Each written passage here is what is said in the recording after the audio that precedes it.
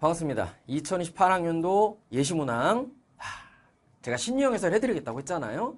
같이 한번 풀어보자. 제가 앞서 캐스트에서 신유형이라고 지적했던 몇 개의 문제들이 있습니다. 이 문제들의 정답 결정 간단하게 설명해드리고 출제 의도라든지 그 다음에 우리가 학습을 어떻게 방향을 잡아야 될까 이런 얘기를 위주로 할 거예요. 제시문 읽기를 자세히 하고 그 다음에 선택지를 자세히 풀고 하는 거는 우리 정규 수업 거기서 할 겁니다. 제가 2028학년도 전문항 분석 및 개념학습 및 문제풀이 방법 전달 및 학습 방향 전달 및 이런 거 다 담아서 강좌 하나 만들어 드린다고 했죠. 거기서 자세하게 보시고 여기서는 그냥 일종의 방향 안내 그 다음에 출제 의도 엿보기 이 정도로 봐주시면 되겠습니다. 문제를 꼭 풀어보고 오셔야 됩니다. 먼저 3번 문제입니다. 화법과 언어라는 새로운 교과목에 따라서 만들어진 문제죠.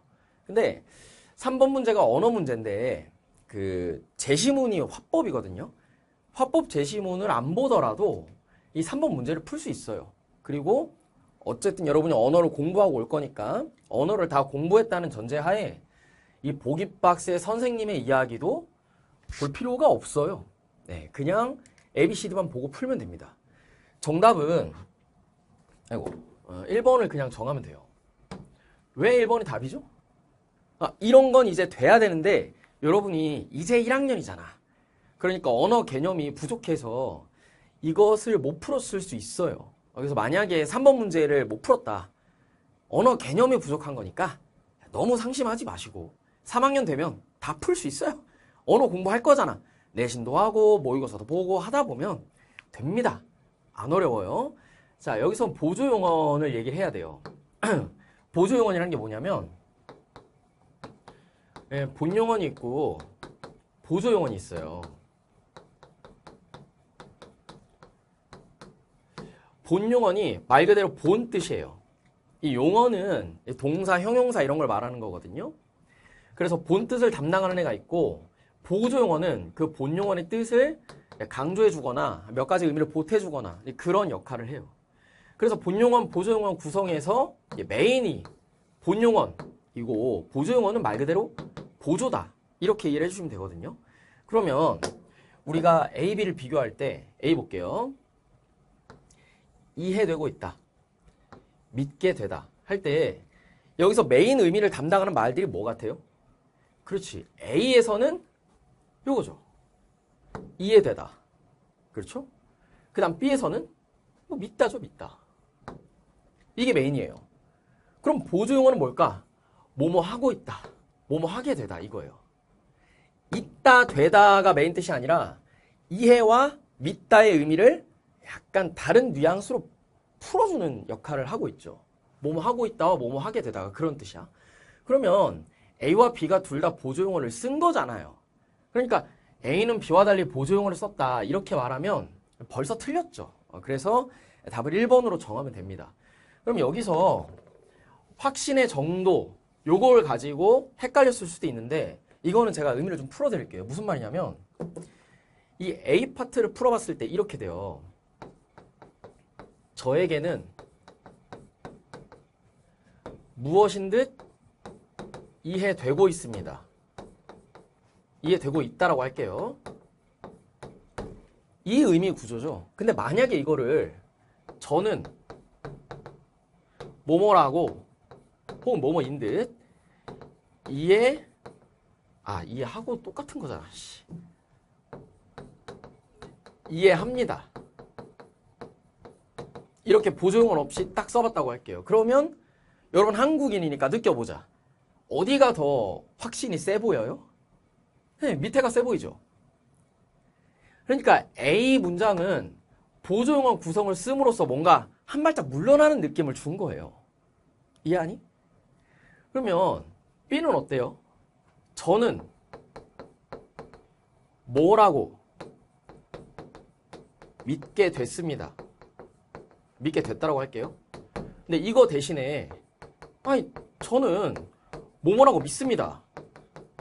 이렇게 하면 어때요? 어디가 더 확실히 세 보여? 아래가 더 세 보이죠? 그러니까 보조 용언을 써서 확신의 정도를 표현하는 거는 A, B 둘 다 한 거예요.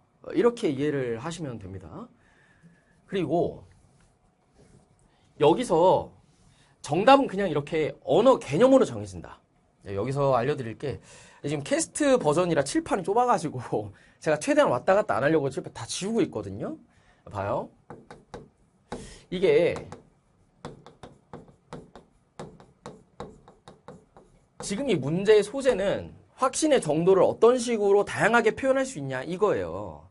근데 방금 1번에서 제가 A, B 문장을 바꿔 보여드렸던 것처럼 그냥 한국인이면 바로 알아챌 수 있는 예시들이 있죠.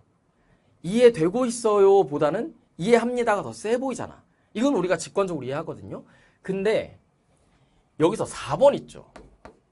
별표 하나 주세요. 4번. 인용절 바로 뒤에 동사가 나타내는 확신의 정도는 B가 더 높아요. 이런 건 좀 어려워요.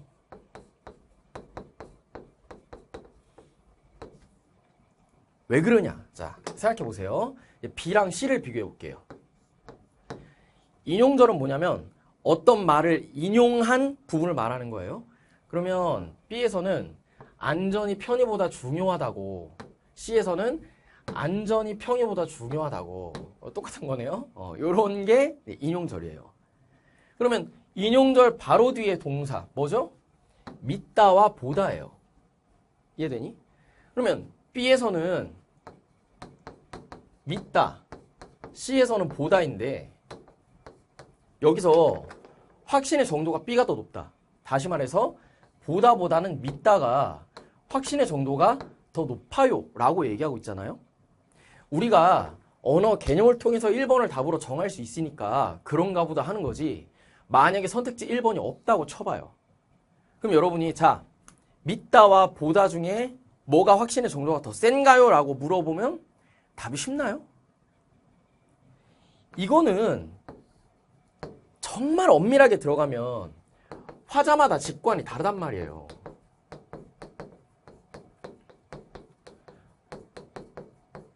그러니까 나는 강한 믿음을 표현할 때, 아니 강한 믿음이 아니라 강한 확신을 표현할 때, 믿음은 여기 있으니까 쓰면 안 되죠. 자, 다시. 강한 확신을 표현할 때 나는 그렇게 보는데? 라고 말할 수도 있지. 나는 그렇게 믿어. 뭔가 믿는다보다 보다가 더 세게 느껴질 수도 있지 않아요? 그러니까 이런 게 문제라니까. 그래서 이 4번 같은 선택지가 앞으로 계속 출제가 될 것이냐. 이게 포인트예요. 무슨 얘기냐면 확신의 정도를 소재로 문제를 삼았죠. 근데 언어 문제니까 언어 개념으로 답은 돼.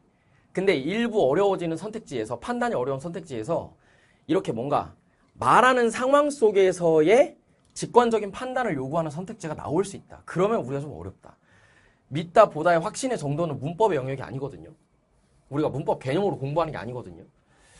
그래서 이런 부분들이 앞으로 계속 어렵게 출제가 될 거냐. 요거를 좀 고민해 보면 좋겠죠. 나머지 2에서 5번 다 적절한 거니까 지나가도록 하고, 2에서 5번에 만약에 이해가 안 되는 말이 있다면 여러분이 아직 언어 개념을 공부를 안 했기 때문이니까 너무 불안해하지 맙시다. 알겠죠? 자, 그 다음은 14에서 17번인데 여기서는 제가 신유형으로 꼽은 게 17번입니다. 17번을 풀기 위해서는 다 필요 없어요. 쭉쭉 지나가도 돼.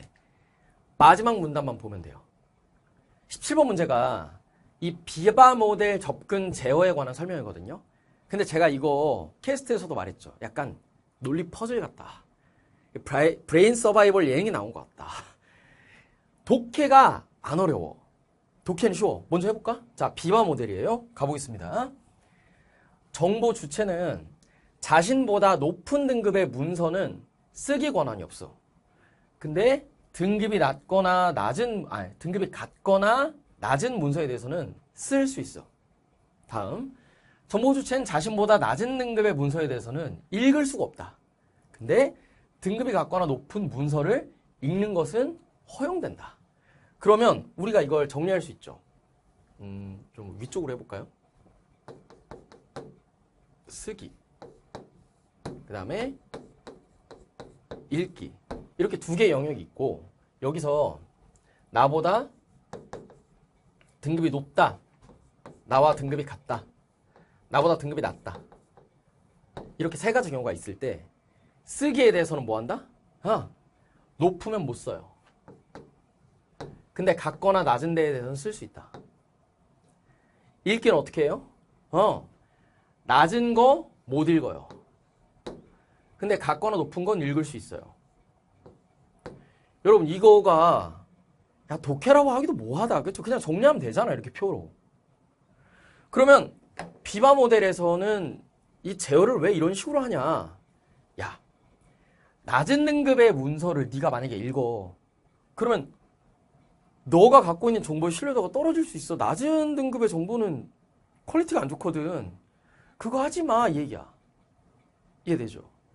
자, 독해 어렵나요? 안 어려워요. 그럼 이 상태에서 17번 문제를 딱 가. 그러면 여기 나와 있는 걸 가지고 우리가 이렇게 비바 모델에 대해서 정리한 이 내용을 가지고 퍼즐 맞추기를 하는 거야.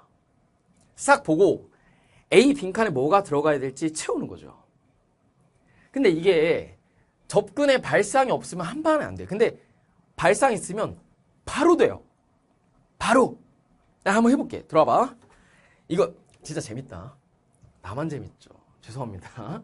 봐봐. 회사에는 가불병 정보 주체랑 ABC 정보 객체가 있어. 정보 주체랑 객체를 전부 1, 2, 3등급으로 분류를 하고 있는데 여기서 여러분이 1, 2, 3에 꽂히는 게 야수야. 이거는 생각하지 말자.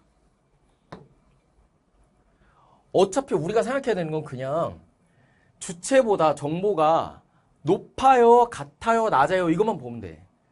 그러니까 ABC가 1, 2, 3등급인지 가불병 1, 2, 3등급인지를 안 봐도 된다는 거야.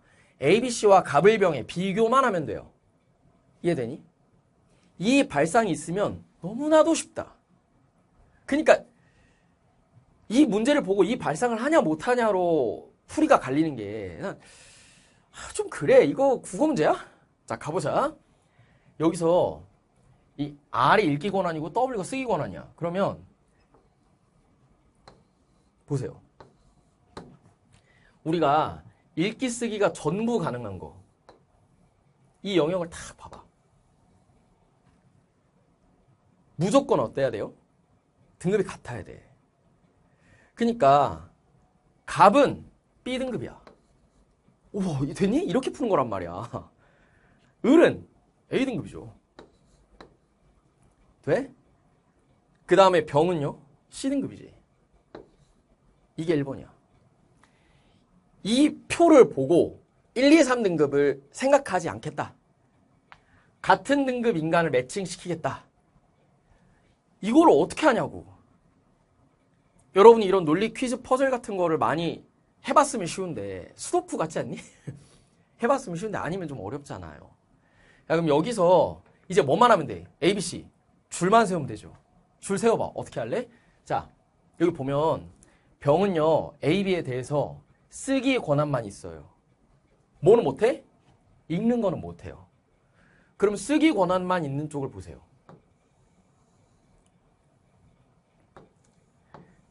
주체는 자기보다 낮은 것에 대해서만 쓰기만 있어요. 그러니까 C는 A, B보다는 무조건 높은 거야. 그럼 이제 A, B 줄만 세우면 되죠. 이해돼? 이해가 되니? 제발.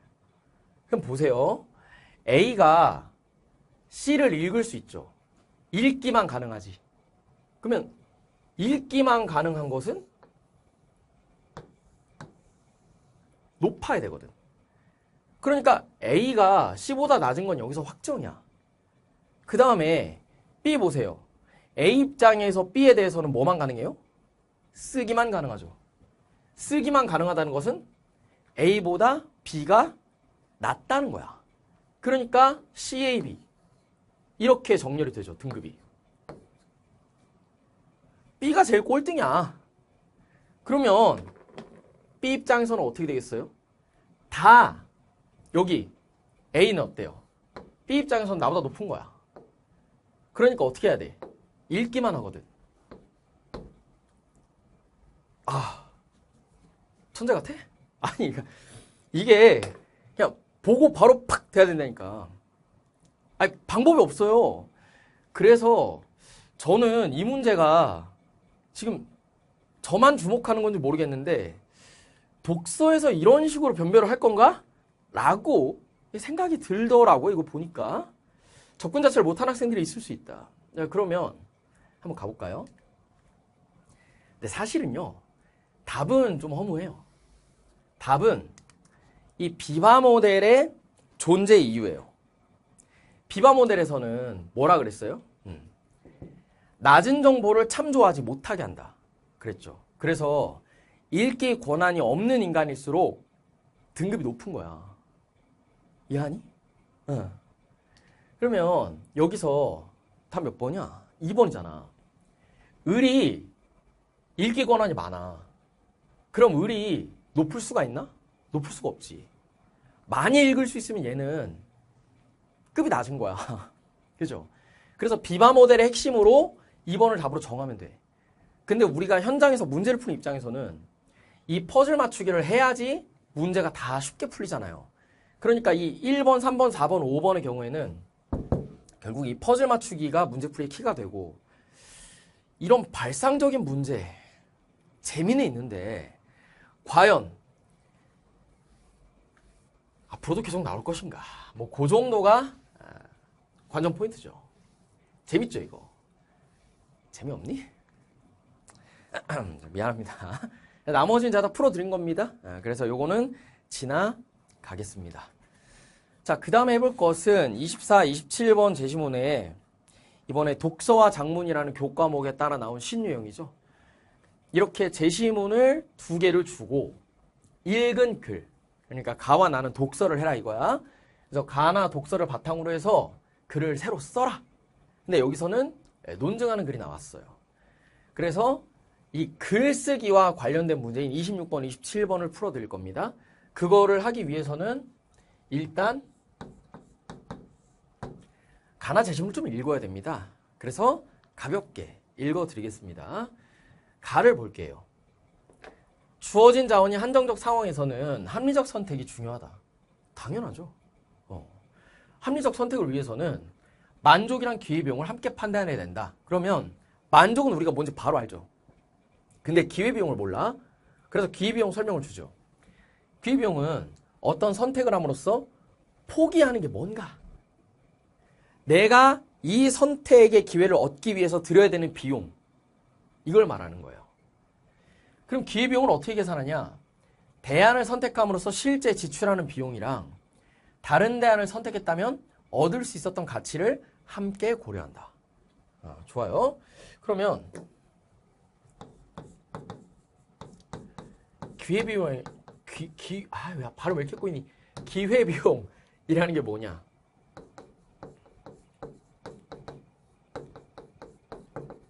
대안 선택 비용에다가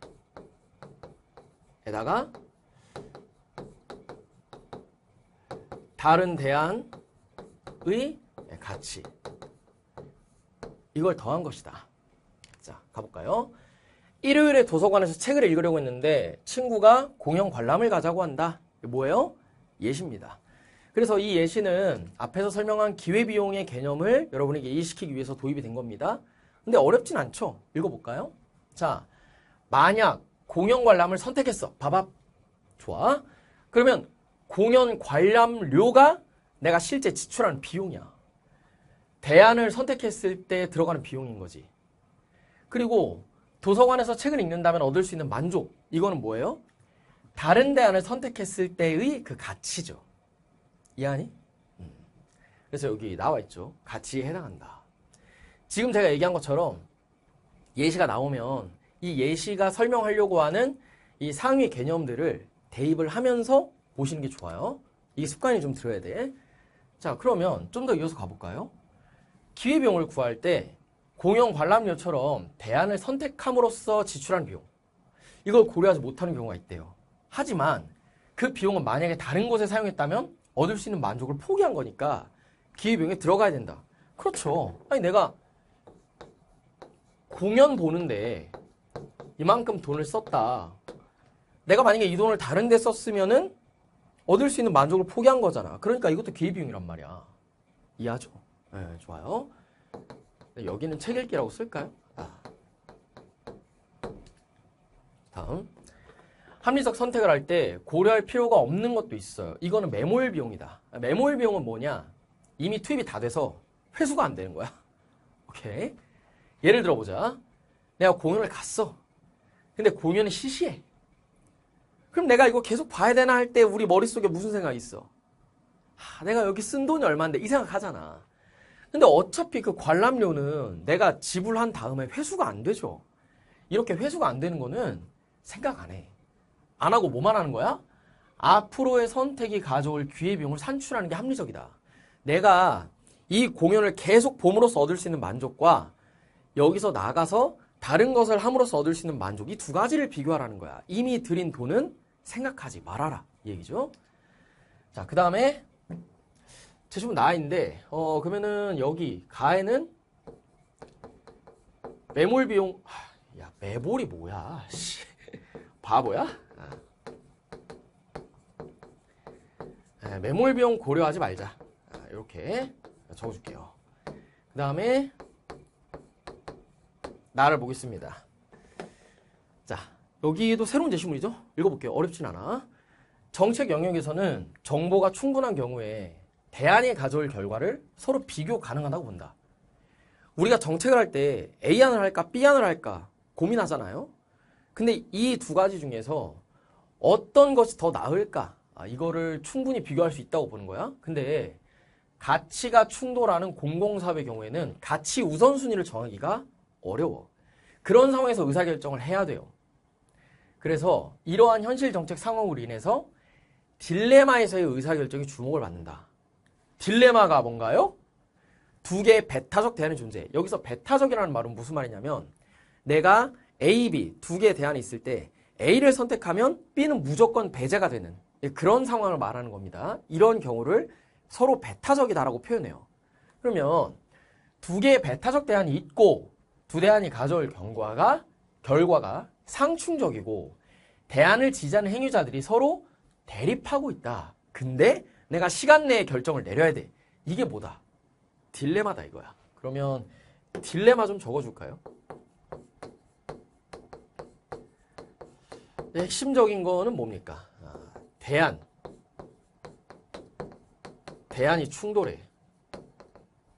근데 결과는 상충할 거야. 여기에 더해서 지지자들 간의 대립이 있고 의사결정에 시간 제한이 있다. 뭐 대부분의 정책들은 의사결정에 시간 제한이 있죠. 이거를 뭐 무제한 고민할 수는 없잖아. 이어서 가볼게요. 딜레마와 유사해 보이는데 딜레마는 아닌 게 있어요.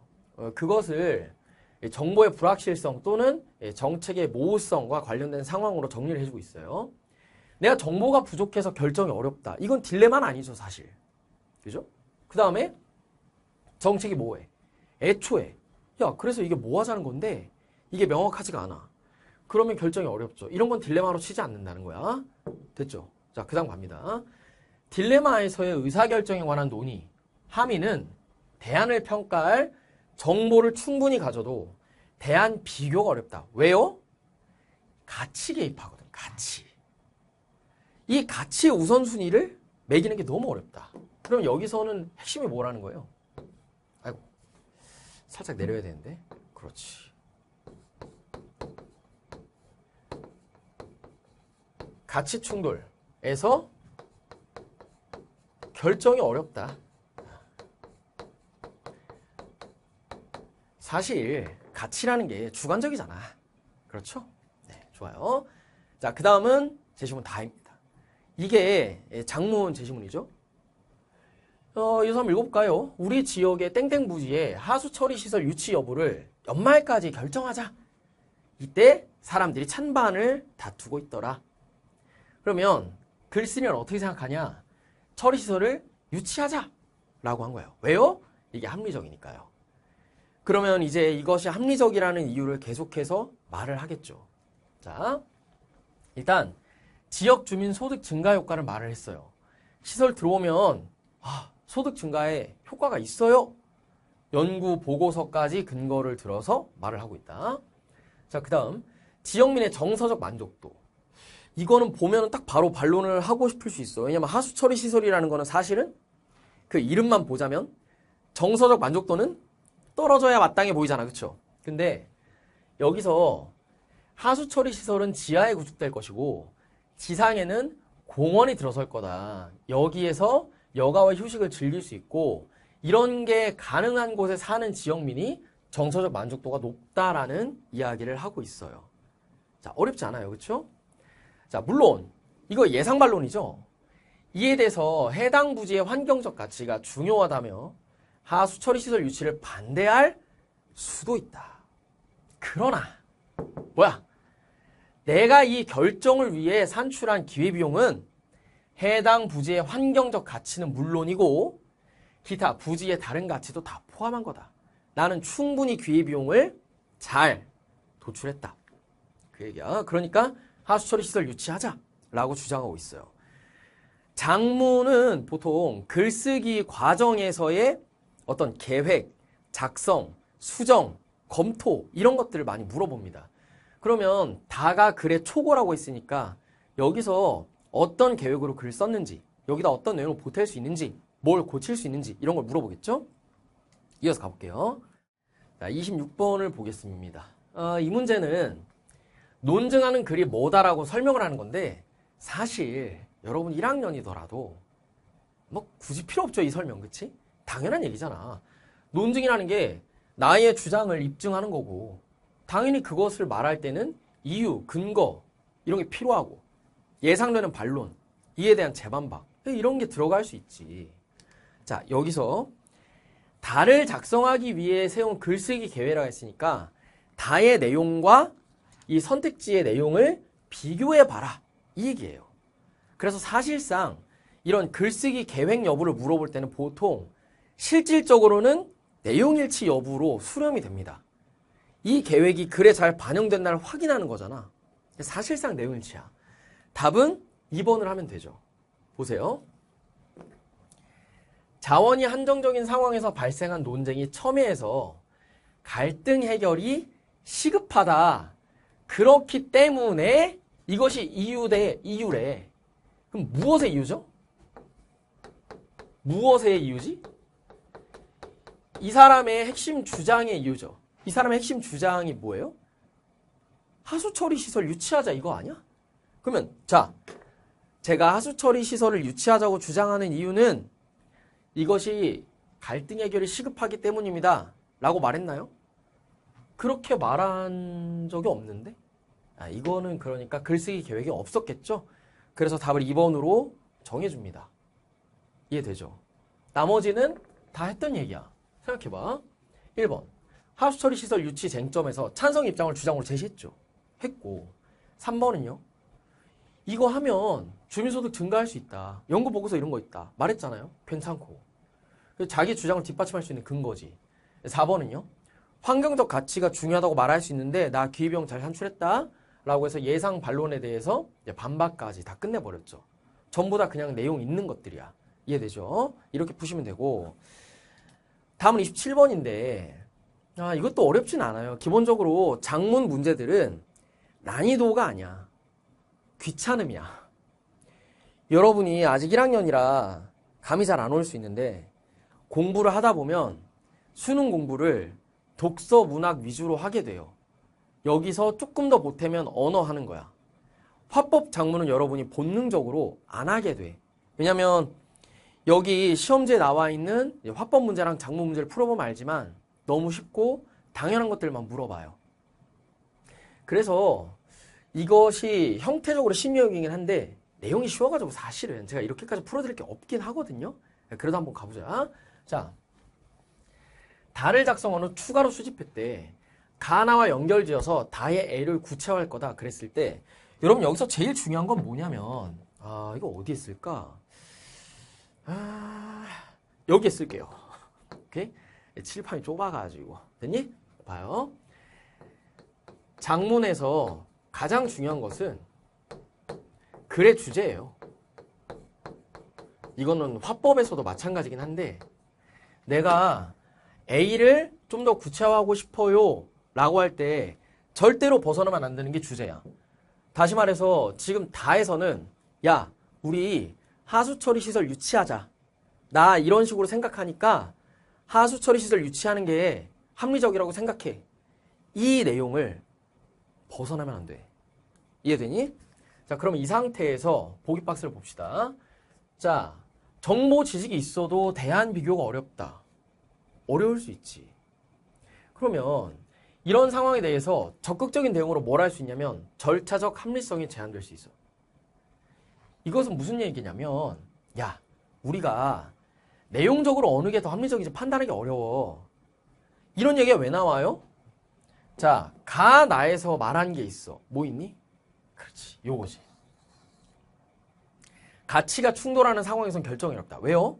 가치 충돌이라는 그 상황 자체가 주관 대 주관의 충돌이기 때문에 어느 것이 우선에 있는지 판단이 너무 어렵다. 그러니까 지금 다의 글쓴이는 야, 우리 이거 들여오면 경제적 효과도 있고 정서적 만족도도 있어. 근데 이것과 해당 부지의 환경적 가치 비교할 수 있나요? 수치화해서? 못하죠. 이거 숫자로 비교 못하거든. 그럼 결국에 주관적 판단이고 이것이 바로 내용적으로 합리적 판단이 어려울 때를 가리킨다라고 이해를 해야 돼. 우리가 보기 박스에 나와 있는 설명을 다랑 관련지어 이해해야 되잖아요. 그럼 이렇게 이해를 하는 거란 말이야. 그러면 이어서 볼게요. 일정한 형식적 절차를 거쳐서 나온 결과를 그냥 내용적으로 합리적인 걸로 치자. 야, 무슨 얘기냐? 우리가 야, 가치 우선순위 못 정하잖아. 맞지? 그러니까 싸우지 말고 예를 들어서 절차를 미리 정해놓는 거야. 그래서 이 절차를 지켜서 도출된 결과는 그냥 합리적인 걸로 보자. 대표적인 게 뭐예요? 다수결이야. 우리가 맨날 싸우잖아. 쌤, 햄버거 먹어요. 피자 먹어요. 야, 같이 비교가 돼요, 이게? 안 되죠. 안 되니까 뭐 하는 거야? 야, 다수결하자. 쪽수 많은 쪽 이기는 거야. 햄버거 먹는 거야. 피자 먹는 거야. 이렇게. 이게 뭐냐? 형식적 절차를 거쳐서 결과가 나왔다면 우리가 그것을 합리적인 대안으로 받아들이자 라는 뜻이에요. 이해돼? 그러면 결국에 이 다의 글쓴이가 뭐라고 주장을 해야 돼? 지금 나의 주장, 이 하수처리 시설 유치하자는 주장은 절차적으로 합리적이다. 이 주장을 해야죠. 생각해봐. 내가 비록 절차적 합리성을 갖추지 못했지만 내 말이 맞아요 라고 할 거야? 그건 안 되지. 그러니까 가장 적절한 걸 물어봤을 때 보기와 여기 나와 있는 제시문들 내용과 글의 주제, 장문 글의 주제 이걸 종합해서 방향을 주관식으로 딱 정해야 돼요. 이렇게 되면 답 몇 번 해야 됩니까? 5번을 해야 되는 거예요. 가치 충돌 상황에서 의사결정이 요구된다. 이게 보기와 나를 연결 지은 거죠. 아니 이거는 그냥 읽으면서 해야 돼. 제가 아까 설명해 드렸죠. 이렇게 연결을 하고 나서 자, 현재 산출한 나의 기회비용, 나의 핵심 근거는 절차적인 합리성을 확보하고 있어. 그러니까 우리 이것을 그냥 대안으로 받아들이자. 주장을 이렇게 해야 된다. 자, 이렇게 문제를 풀기 위해서는 여러분이 일단 1번 독해를 잘해야죠. 근데 나가 글이 쉬워서 이거는 독해가 어렵진 않았을 텐데 독해 결과를 그 다음에 문제와 연결하는 거 여기까지 잘 하셔야죠. 이 문제와 연결은 제가 아까 설명을 충분히 해드렸고 그래서 이러한 작업들이 독서와 작문 공부 방향에서 핵심일 거라고 보는데 사실 문제가 어렵지 않아서 이거는 어려운 문제가 나왔을 때야 비로소 빛을 발하지 않겠나 뭐 그렇게 생각을 하고 있습니다. 그럼 나머지 거 째껴볼까? 자, 생각해 보세요. 가치를 비교해서 합리적 선택이 가능하다는 말을 보기와 무엇을 연결지어서 하면 돼요? 야, 보기에서는 가치 충돌 갖고는 이거 합리적 결정 안 된다라고 얘기하는 거잖아, 뉘앙스가. 그러니까 1번 아예 연결이 잘못됐죠. 이해돼? 그 다음에 2번도 같은 말이죠. 정보가 충분하면 대안의 가치를 정확히 측정할 수 있다? 지금 정보가 부족해서 가치 충돌하고 있습니까? 그거 아니지. 그냥 야, 환경이 중요해. 야, 다른 게 중요해. 이러고 싸우고 있는 거 아니야. 정보 부족이 문제가 아니야. 다음에 3번은요. 자, 여기서 형식적 절차를 거치더라도 기회비용 산출이 어렵다고 예상 반론을 짜버리면 뭐가 돼? 내가 도출한 기회비용은 형식적 절차를 거쳤지만 이게 뭐 받아들일 만한 결과가 아니야. 이런 식으로 나와버리잖아요. 그러니까 3번처럼 말하면 안 되겠지. 글의 주제와 반대 방향으로 가게 돼요. 자, 다음에 4번은요. 봐봐. 딜레마에서 가치를 정확히 산출하는 게 필수적이다라는 말을 보기와 나를 연결해서 할 수 있나요? 못해요. 안 하는 거야. 가치 산출이 어렵단 얘기를 하고 이게 어려우니까 우리가 일단 절차로 그냥 결정하자라고 하는 거죠. 됐니? 좋았어. 자, 다음에 문제의 속담입니다. 제가 속담 유형에 여러분이 과연 속담을 공짜로 풀 수 있을 건데 이런 얘기를 했었죠. 그 얘기를 한번 해볼게요. 자, 이번에는 39에서 42번 세트에 41, 2번을 풀 겁니다. 41번이 아까 말한 그 속담 얘기고 42번은 포장지가 신유형입니다. 그래서 그거에 대한 설명을 좀 해드리겠습니다.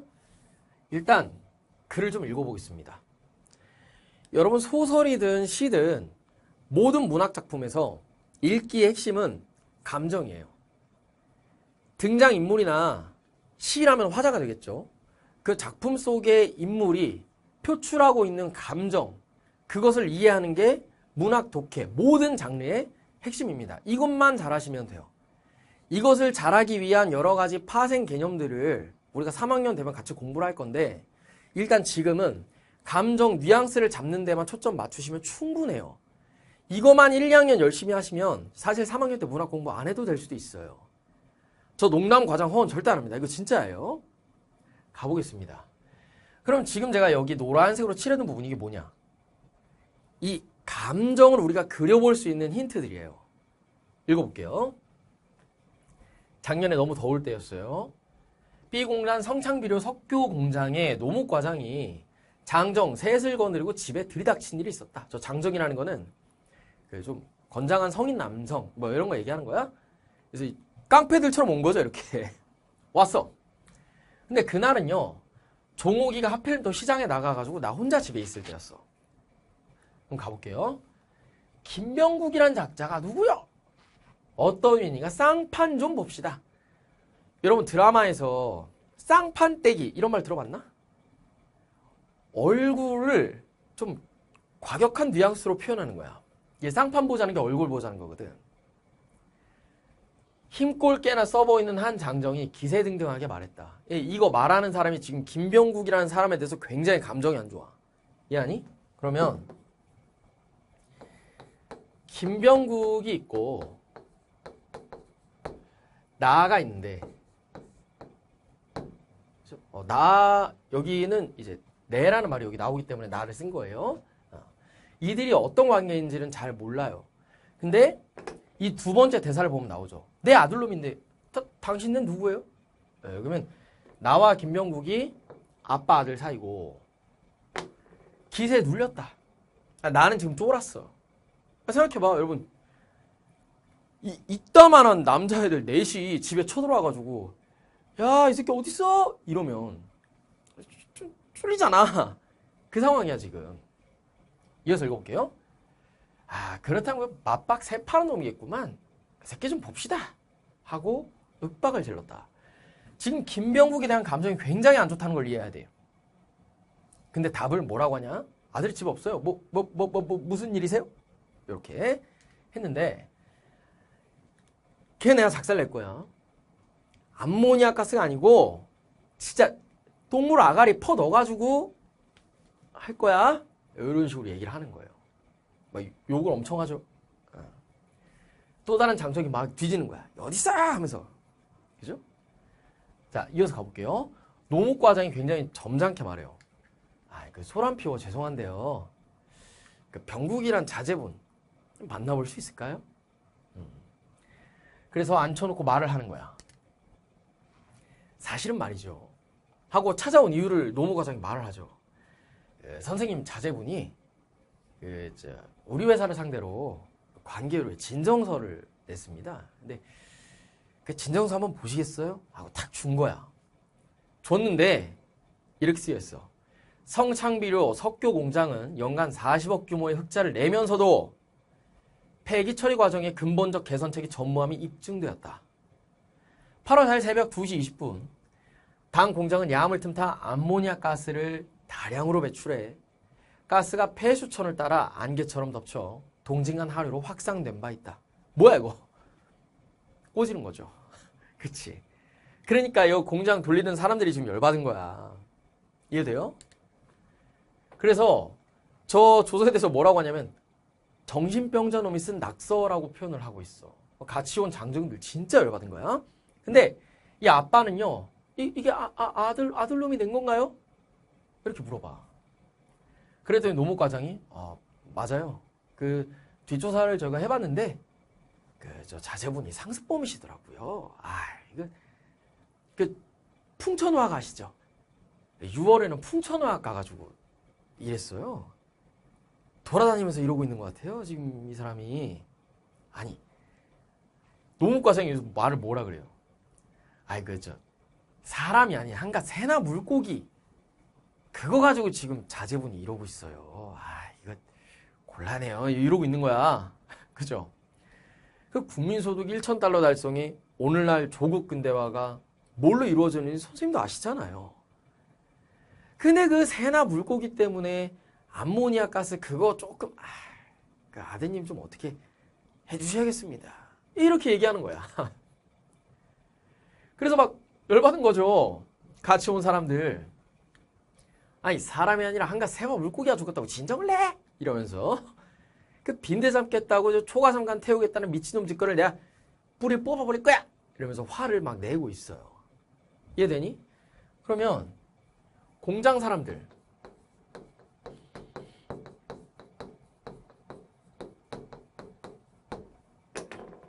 굉장히 김병국이랑 적대적 관계야. 됐죠? 이어서 갑니다.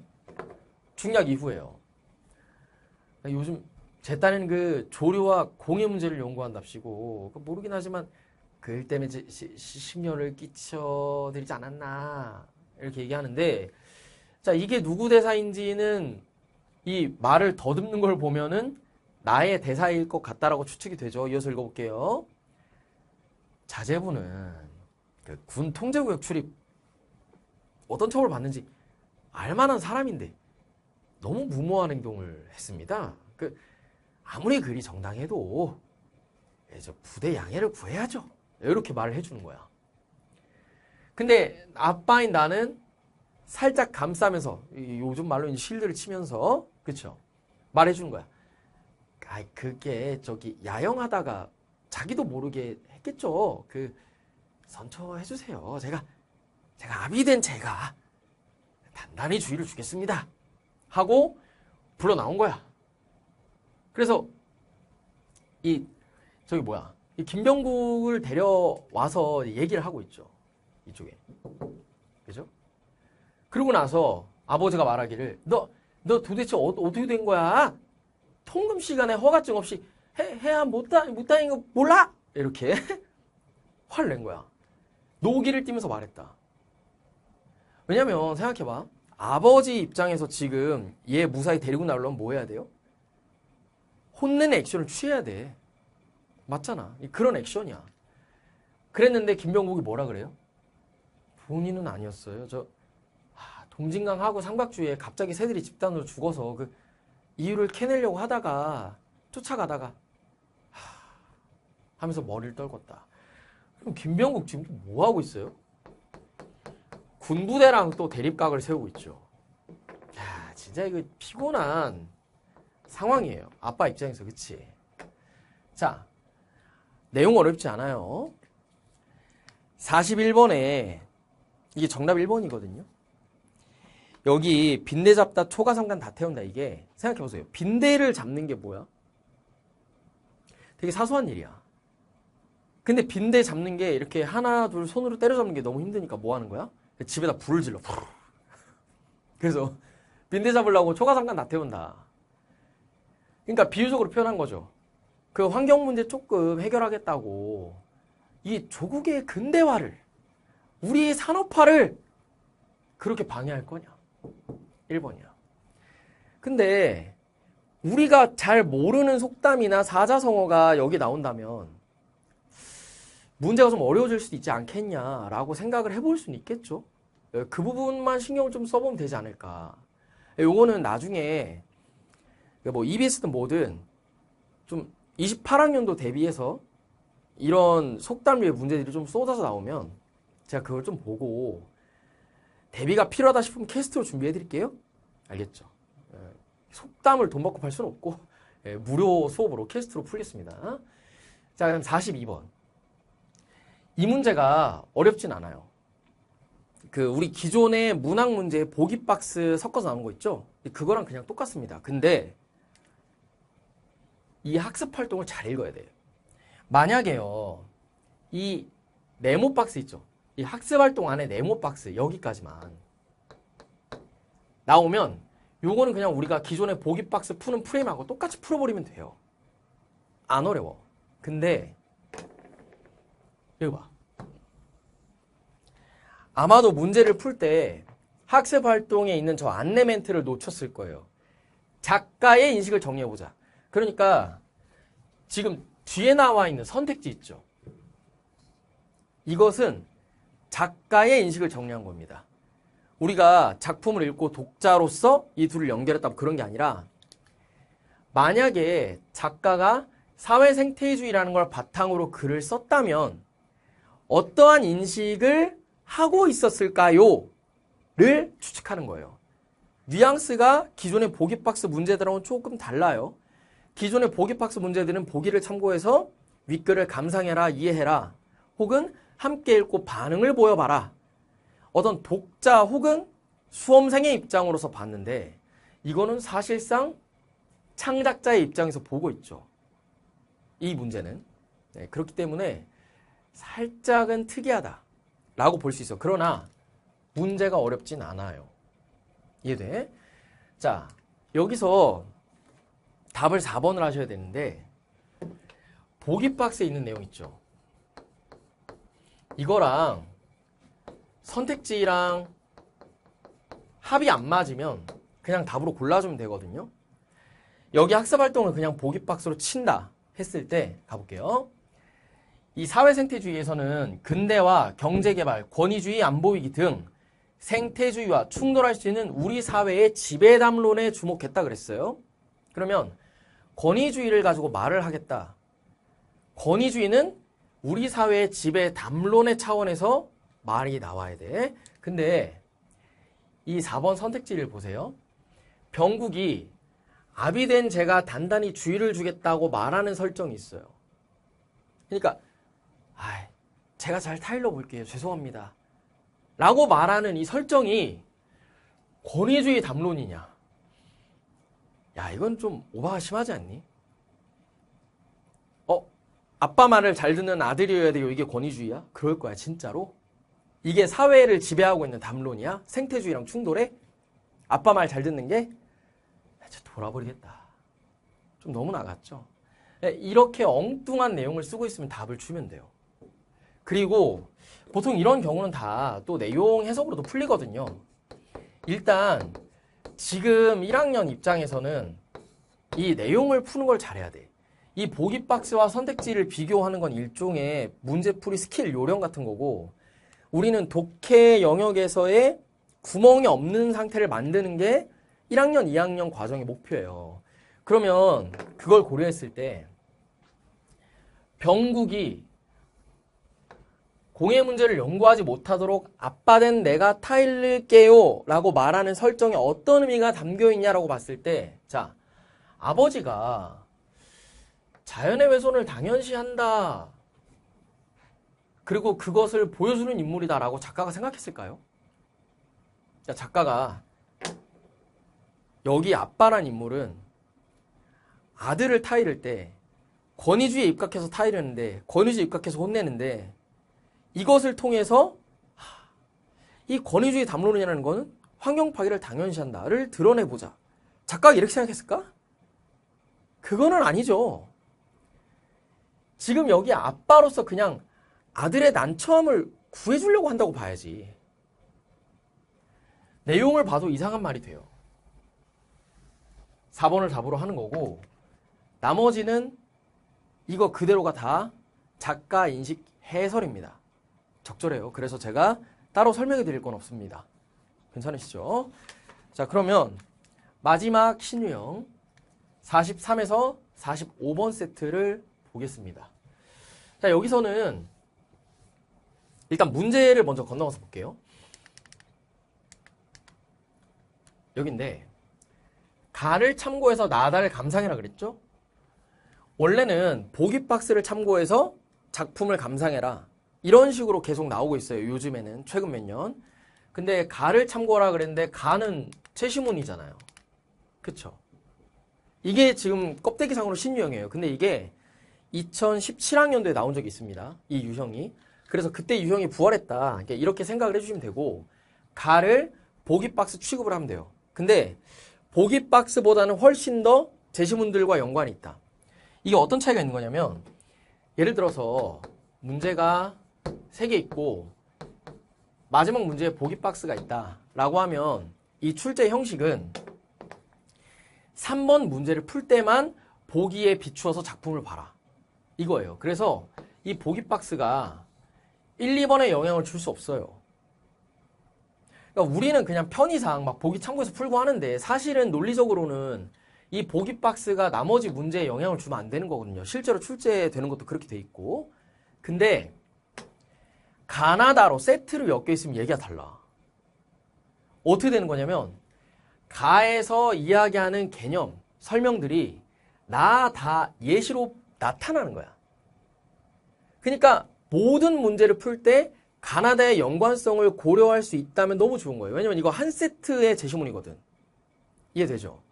그래서 이 유형은 애초에 글을 읽을 때 나와 있는 제시문과 문학 작품 사이의 관련성을 생각해보면서 읽을 줄 알아야 돼요. 이게 중요합니다. 다행히도 이 유형은 평가원에서 2017학년도에 시도하고 상당 기간 유지를 했기 때문에 기출이 쌓여있죠. 그리고 그 시기에 교육청 기출들도 같이 똑같은 형태로 나왔기 때문에 연습할 수 있는 자료가 꽤 있어요. 그래서 해당 학년도를 참고하면 대비가 된다. 그러면 제가 예를 들어서 한번 해볼게요. 시에서 시공간은 화자의 경험이나 기억이 감각적 이미지를 통해 형상화되는 배경으로 기능한다. 자, 시공간은 화자의 과거 경험과 현재 상황을 잇는 회상 형식이나 상징적 공간과 화자가 처하는 현실의 동일시 등을 통해 현재 시점으로 표현되기도 한다. 그러면 봐요. 시간과 공간은 뭐나 뭐를 통해 뭘로 표현되기도 한다. 이렇게 돼 있죠. 그러면 여기 첫 번째 거 과거 경험과 현재 상황을 이어요.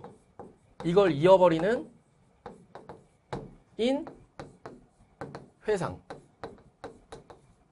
형식이 있고 그 다음에 상징적 공간 화자가 처한 현실을 동일시하는 형태의 표현 이 두 가지가 있다는 거야. 이 두 가지를 나 다에서 엿볼 수 있냐 이렇게 읽어야 돼요. 이해하니? 가볼게요. 화자의 경험이나 기억은 실제로 존재하는 것이든 내면에서 떠올린 것이든 시공간의 감각적 이미지화를 통해 화자가 직면한 현실로 받아들여져 독자의 공감을 유도한다. 뭐 여기 있는 건 당연한 얘기니까 지나가요. 그러면 작품 읽어볼게요. 잘 봐. 나의 소년 시절은 끝났지. 뭐야? 회상이야. 그래서 작품 나가 과거의 경험과 현재 상황을 연결하는 회상 형식으로 시공간을 표현하고 있는 거구나. 이렇게 돼야 돼요. 이 연습을 하셔야 돼요. 지금 43, 45번 유형은 그냥 이것만 잘하면 돼. 물론 여러분이 작품 독해를 하는 게 쉽진 않아. 작품 독해 같이 해볼게요. 자, 상상해봐. 장면을 그려봐요. 나의 소년 시절은 은빛 바다가 엿보이는 그 긴 언덕길을 어머니의 상여와 함께 꼬부라져 돌아갔다. 그래요. 그럼 여기서 문장 구조를 그대로 읽으면 나의 소년 시절이 주어예요. 얘가 꼬부라져 돌아간 거예요. 이해하니? 그럼 봐. 소년 시절이 꼬부라져 돌아갔다. 말이 이상하죠? 비유적인 표현이란 말이야. 그러면 이 비유적인 표현을 어떻게 이해할 거냐가 독해의 핵심이 되겠죠. 여기서 상여라는 것은 그 어머니의 상여를 하면 이제 어머니가 죽고 그 관 옮기는 거 그거 얘기하는 거야. 그러면 그려지는 장면이 이렇게 돼. 내가 소년일 때 어머니가 돌아가신 거야. 그래서 이렇게 언덕길이 쫙 있잖아요. 그러면 상여가 가잖아. 이렇게 뚫레뚫레 넘어갈 거 아니야. 그럼 점점 멀어지면서 사라지겠죠. 이렇게 상여가 언덕길을 넘어서 멀어지는 그 그림과 나의 소년 시절이 사라져가는 것, 이거를 탁 대응시켜서 비유적으로 표현한 거야. 돼요? 돼야 돼. 이어서 가볼게요. 내 첫사랑도 그 길 위에서, 그 길이 어디야? 요거. 상여 꼬부라져 돌아간 길이죠. 이 길 위에서 조약돌처럼 집었다가 조약돌처럼 잊어버렸다. 그러니까 내 소년 시절에 잃어버린 게 뭐예요? 어머니, 첫사랑. 이 두 가지야. 됐니? 가볼게요. 그래서 나는 푸른 하늘빛에 호저 때 없이 그 길을 넘어 강가로 내려갔다가 노을의 한풍 자주빛으로 젖어 돌아왔다. 푸른 하늘빛 그러면 해가 쨍쨍할 때예요. 그래서 해가 쨍쨍할 때 이 길을 간 거야. 여기서 나의 첫사랑도 있었고 우리 어머니도 돌아가셨으니까. 가가지고 뭐 하는 거야? 노을에 젖어 돌아왔다. 해질 때까지 거기서 이러고 있었던 거야. 이해돼요? 다음. 그 강가에는 봄, 여름, 가을, 겨울이 나의 나이와 함께 여러 번 댕겨갔다. 여기서 계속 시간 보낸 거야. 이해되니? 그렇지. 봐. 까마귀도 날아가고 두루미도 떠나간 다음에는 누런 모래동과 내 어두운 마음이 남아 몸서리쳤다. 어두운 마음이 이해되죠 이제? 마음이 어두울 법하지. 어머니 돌아가셨고 첫사랑도 잃어버렸잖아요. 그럼 봐. 할아버지도 언제나 한지를 모른다는 동구 밖 그 늙은 버드나무 밑에서 나는 지금도 뭐야? 돼? 현재 상황이잖아. 내가 과거에 소년 시절에 어머니 잃어버리고 첫사랑 잃어버리고 그 과거 경험을 지금 현재 상황이랑 연결해버리는 거야. 회상과 현재 상황 연결이 자연스럽게 쫙 된 거죠. 이해돼? 그래서 지금도 돌아오지 않는 어머니, 돌아오지 않는 계집애, 첫사랑이죠. 그리고 돌아오지 않는 이야기가 돌아올 것만 같아서 멍하니 여기서 기다려보는 거야. 이 공간에서. 이 길에서 기다려. 그러면 어둠이 기어와서 내 뺨에 얼룩을 씻어준다. 와, 이 표현 진짜 대박이지 않니? 여러분, 해가 쨍쨍할 때 울고 있으면 눈물이 이렇게 났을 때 이게 빛에 비쳐서 반짝거리잖아. 근데 해가 져서 어두워지면 어떻게 돼? 반짝거리는 게 사라지지. 정확히는 사라지는 게 아니라 뭐야? 안 보여. 어둠이 내 뺨에 얼룩을 씻어준다. 이렇게 표현한 거야. 진짜 너무 멋있지 않니? 죄송합니다. 아니 여러분 시를 읽으면서 감동을 좀 느껴봐. 다음 자, 다예요. 다. 그러면 인지상정상 다는 어디야? 상징적 공간과 화자 현실을 일치시키는 거죠. 가볼게요. 한밤중에 혼자 깨있으면 세상의 온도가 내려간다. 이거는 뭐 밤이 보통 온도가 낮으니까 그냥 그런가 보다 하죠. 하는데 세상의 온도가 내려간다? 뭐 온도계를 세상에다 들고 있으세요? 뭔가 비유적인 표현이겠죠. 이어서 가볼게요. 간간히 늑골 사이로 추리가 몰려온다. 늑골이 뭔지는 알죠? 갈비뼈. 이 사이로 이렇게 추위가 몰려온다는 건 무슨 뜻이에요? 그냥 온도 내려가니까 춥다 이 얘기야. 그러면 여기까지는 별로 어려운 게 없어요. 그 다음 잘 봐. 여러분 한계령 뭔지 알아요?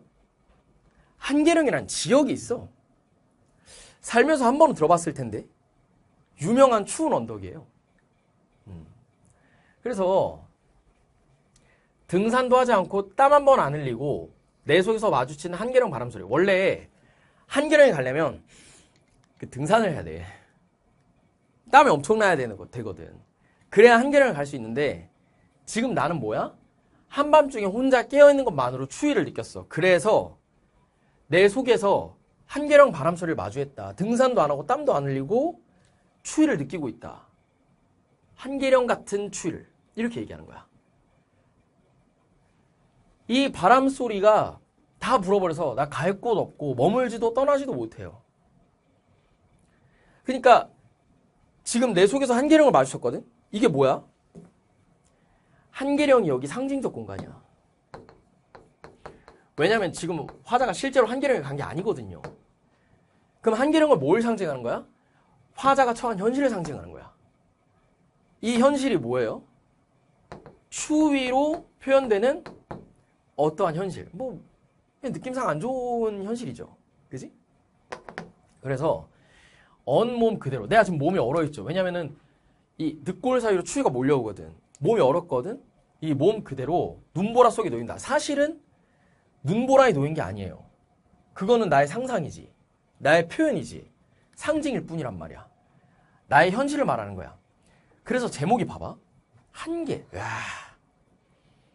이거는 제 주관적인 해석인데 한계를 맞닥뜨린 게 아니냐.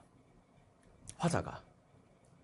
그래서 그 가혹한 현실을 추위로 표현을 하고 이것을 상징할 수 있는 공간인 한계령을 데려다가 나의 현실로서 동일시시키고 이야기를 풀어가는 게 아니냐. 여러분 현대시 읽기 잘해야 됩니다. 잘 배워. 알겠죠? 학교에서 잘 배우실 수 있어요. 잘 배워. 저도 기회가 될 때마다 도와드릴게요. 자, 그럼 45번. 가를 참고서 나다를 감상하라 그랬죠. 야, 여러분. 시를 이렇게 읽은 사람 입장에서 이거 선택지 4번 보잖아요. 봐. 나, 다.